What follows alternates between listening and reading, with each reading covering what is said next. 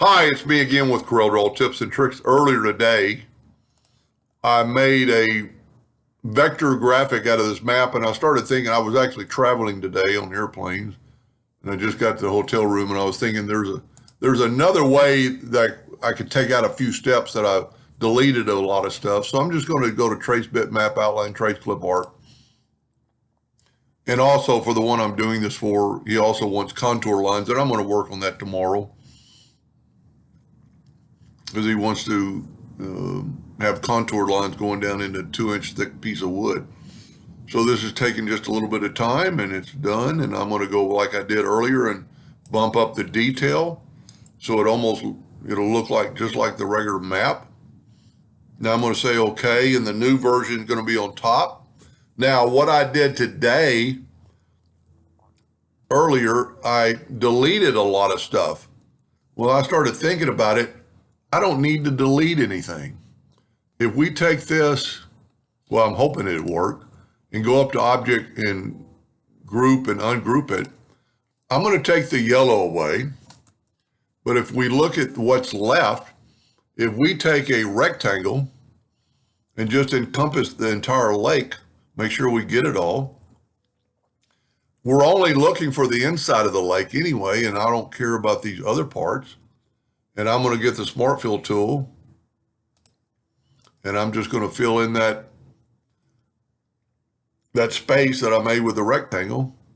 Well, it's not going to work exactly, but I'm going to nudge that one over. And so the Smart Fills tool was being stopped by the other part of the lake. And then I'm going to nudge that over. Well, look at that. Now we are going to have to stop some lines, like this line right up here. But if we take this now and select it all in left click, no fill, I'm going to go ahead and right click in a hairline. So the only part of the lake that's not filled in is this right here. I'm actually going to turn that into a hairline.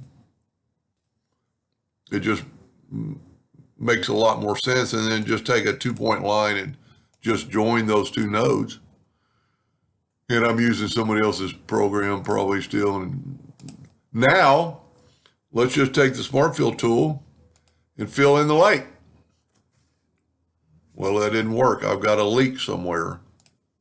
Where else could it be leaking? So maybe this won't work. Oh, probably right down here. Yes. Take a 2-point line, fill that in. I need to change that before I make another video, and then take the Smart Fill tool and fill that in. And look at that. We got just the lake. Now we'll nudge that over. I didn't have to delete all that other information. I accomplished the exact same thing. Of course, like in the other video, I left click, right click, and I took my shape tool and I moved this up. Well, let me zoom in here. I'm going to actually turn that back into a hairline, and look at the difference, because I can see the lines much better.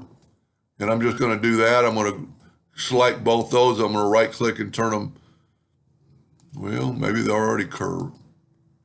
No, yeah, they are. So you can kind of curve them around. That's not exactly what I wanted. Maybe delete that node. And if you didn't watch part 1, you might want to watch that one, with the exception of where I smoothed out some of the parts, because he is going to CNC this.